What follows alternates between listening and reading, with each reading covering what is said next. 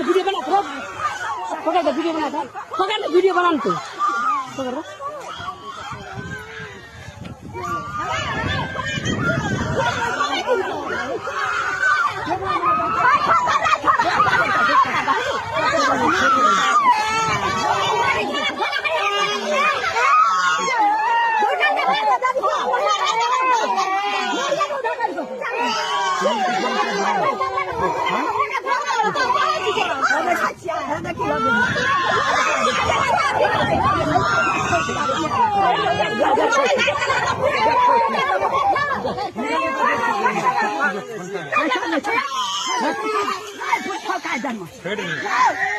video बना लेते हैं